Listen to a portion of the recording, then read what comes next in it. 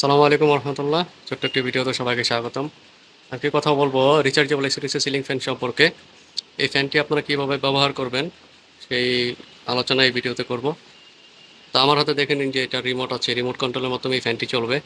তো 1 থেকে 6টা স্পিড আছে, 6 হলো সর্বোচ্চ এবং 1 হলো সর্বনিম্ন। তো এই ফ্যানটি আপাতত কারেন্টে চলছে। এর মধ্যে উপরের বাটিতে আমি এর আগের ভিডিওতে দেখিয়েছিলাম, যারা দেখেননি দেখে নিন। উপরের বাটিতে দুটি পাওয়ারফুল লিথিয়াম ব্যাটারি রয়েছে, আর নিচের যে বাটিটা দেখতে পাচ্ছেন নিচে, এই নিচের বাটিতে রয়েছে একটি সার্কিট। সাধারণ ফ্যানের মতো এটার সেটিংস নয়। এটার সেটিংস হলো উপরে দুটো ব্যাটারি এবং সার্কিট সহ এটা সেটিংস করতে হয়। তবে এর সার্ভিস সাধারণ ফ্যানের মতোই। দেখুন একদম ফুল স্পিডে চলছে। এখন আমি যদি দেখাই, দেখুন 6 আওয়াজটা খেয়াল করুন। রিমোট চাপলে ছোট একটা আওয়াজ হবে। যখন কারেন্ট চলে যাবে তখন আওয়াজটা একটু জোরে হবে, তখন বুঝে নিতে হবে যে আপনাদের ফ্যানটা ব্যাটারিতে চলছে। তো আমি দেখাই আপনাদেরকে।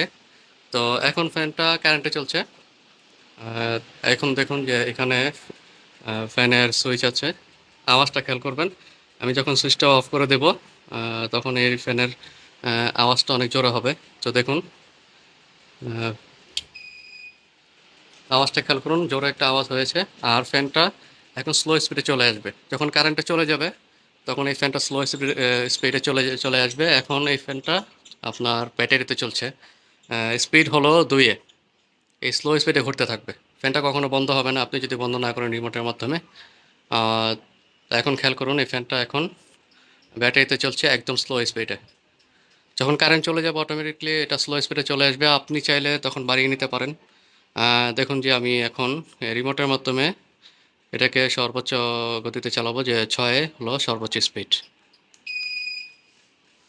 যখন কারেন্ট চলে যাবে রিমোট চাপলে আপনি বুঝতে পারবেন যে আওয়াজ একটু জোরে হবে। এই আওয়াজটা জোরে হলেই বুঝতে পারবেন যে আপনি ব্যাটারিতে চলছে। দেখুন এর স্পিড সাধারণ ফ্যানের মতোই ভালো বাতাস দেয়। এখন কিন্তু সম্পূর্ণ এটা ব্যাটারিতে চলছে। আবার যদি আমি সুইচটা অন করে দেই তখন আবার এটা কারেন্টে চলতে থাকবে অটোমেটিক। এখন আর স্লো হবে না, কারণ কারেন্ট চলে আসলে যখন যে স্পিডে থাকবে সেই স্পিডেই এটা চলতে থাকবে। এখন দেখুন যে আমি এটা সুইচটা অন করে দিচ্ছি। তো কোনো আওয়াজ হয়নি, তার মানে হলো এটা অটোমেটিকলি কারেন্ট নিয়ে নিয়েছে। এটা কারেন্টে চলছে এখন। দেখুন যে আমি স্পিড কমাচ্ছি এবং বাড়াচ্ছি। দেখুন 5-এ দিই। এখনও শব্দটা আস্তে হয়েছে। শব্দ আস্তে হলে বুঝে নেবেন যে এটা কারেন্টে চলছে। আর শব্দ যখন জোরে হবে তখন বুঝে নেবেন যে এটা ব্যাটারিতে চলছে। তো ব্যাটারি উপরের বাটিতে আর নিচের বাটিতে হচ্ছে সার্কিট। এর আগের ভিডিওতে কীভাবে এই ফ্যানটা সেটিং করতে হয় আর এর ভেতরে কী কী থাকে, আগের 2টা ভিডিও দেখলে আপনারা সহজেই বুঝতে পারবেন। তো এতক্ষণ যা বললাম আশা করি বুঝতে পেরেছেন। খেয়াল করে দেখুন যে নিচের বাটিতে একটি সার্কিট রয়েছে। তো এই সার্কিটের মাধ্যমে ফ্যানটি এসিতে চলে। মূলত এটা ডিসি ফ্যান। ডিসি ফ্যানকে সার্কিটের মধ্যে বেশি করা হয়েছে, অর্থাৎ এটি 24 ঘন্টা আপনার কারেন্টেই চলতে থাকবে। কারেন্ট চলে গেলে অটোমেটিকলি ব্যাটারির মাধ্যমে চলবে। অনেকের মনে প্রশ্ন থাকতে পারে যে এটা চার্জ হবে কিভাবে। এই সার্কিটের মাধ্যমে উপরে যে ব্যাটারি রয়েছে এটা অটোমেটিকলি চার্জ হতে থাকবে। ফ্যানের সুইচ দেখুন সবসময় অন করা থাকবে। খেয়াল করুন যে ফ্যানের যে সুইচ এটা সবসময় অন করা থাকবে। আর নিচে যেই রেগুলেটর রয়েছে রেগুলেটর লাইন ভিতর থেকে কেটে দিতে হবে। তো এই ফ্যানটি আমি এখন চালিয়ে দেখাচ্ছি, কারেন্টে চলবে এখন। শব্দটা খেয়াল করবেন, আসতে হবে। তো এটা অন বাটন নেই, যে কোনো একটি পাওয়ার বাটনে ক্লিক করলে এটা অন হয়ে যাবে। দেখুন 6 আমি ক্লিক করছি এখন। প্রথমে এদিকে একটু মোড় নেবে কারণ এটা ডিসি ফ্যান। তো এখন আস্তে আস্তে এটা ফ্যানটা চলা শুরু করবে। যেহেতু এটা ডিসি ফ্যান, এভাবেই আস্তে আস্তে চলা শুরু করার পরে এটা সম্পূর্ণ স্পিডে আসবে।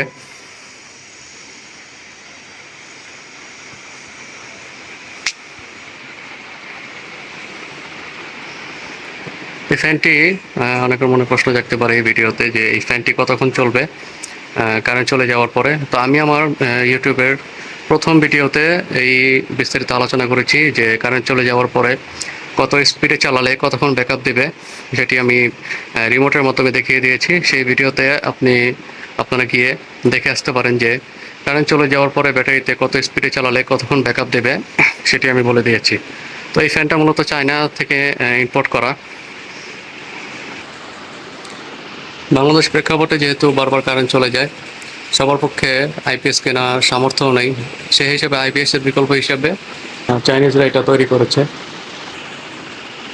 এই ফ্যানটি আপনারা সোলারও চালাতে পারবেন। উপরের পাটিতে যে ব্যাটারি রয়েছে, ব্যাটারি ফেলে দিয়ে আপনি সার্কিটের মাধ্যমে এটি সোলারে চালাতে পারবেন। যেহেতু ফ্যানটি রিচার্জেবল এসি সিলিং ফ্যান, যেহেতু এর মধ্যে ব্যাটারি এবং সার্কিট রয়েছে, তো সবার মনে প্রশ্ন জাগতে পারে যে সার্কিট এবং ব্যাটারি সহ এই ফ্যানটাকে কীভাবে ফিটিং করবেন। তো আমার ইউটিউব চ্যানেলে দ্বিতীয় যেই ভিডিওটি রয়েছে ওখানে আমি দেখিয়ে দিয়েছি যে এই ফ্যানটি কীভাবে ফিটিং করবেন। সেই ভিডিওতে গিয়ে আপনারা এর ফিটিংটি দেখে নিতে পারেন। তো ফ্যানটি যেটি দেখতে পাচ্ছেন এটি আমার ঘরে লাগানো, দীর্ঘদিন ধরে এই ফ্যানটি এখানে চলছে। তো আমি সাধারণ ফ্যানের মতোই পারফরমেন্স পাচ্ছি। এটির স্পিডও অনেক ভালো, বাতাসও ভালো দেয়। দেখুন এখানে আমার পর্দা থেকে খেয়াল করে দেখুন যে পর্দাগুলো অনেক নড়াচড়া করছে বাতাসে। আমার কাঁচ লাগানো আছে, তো ভেতর থেকে এই পর্দাগুলো নড়াচড়া করছে বাতাসে, ভালোই বাতাস দেয় নর্মাল ফ্যানের মতোই। যখন কারেন্ট চলে যায়, ব্যাটারিতে যখন চলে তখনও এরকম স্পিডে ঘুরতে থাকে, বাতাস ভালোই পাওয়া যায়। বাংলাদেশে যেহেতু প্রচুর পরিমাণে লোডশেডিং হয় এবং অনেকেরই আইপিএস কেনার ক্ষমতা নেই, তারা আইপিএসের বিকল্প হিসেবে ফ্যানটি কিনে নিতে পারেন। অনেকের মনে প্রশ্ন থাকতে পারে যে ফ্যানটি কতটুকু টেকসই হবে। আমি বলে রাখি যে এই ফ্যানটি আমার ঘরে লাগানো দীর্ঘদিন হয়ে গেছে, আমি কোনো প্রকার সমস্যা পাইনি। এবং যারা ইম্পোর্টার রয়েছে 2017-18 সালের দিকে তারা ইম্পোর্ট করে নিয়ে এসেছিলো, এখন হয়তো মার্কেটিং হচ্ছে, তখন মার্কেটিং তেমনভাবে হয়নি।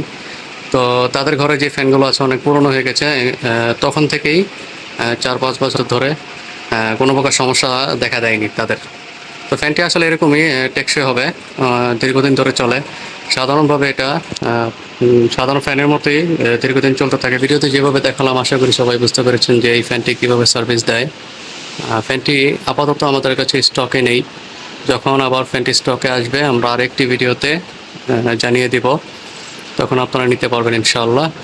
তো সেই পর্যন্ত ভালো থাকুন, সুস্থ থাকুন, আরেকটি ভিডিওতে দেখা হবে ইনশাআল্লাহ। আল্লাহ হাফেজ।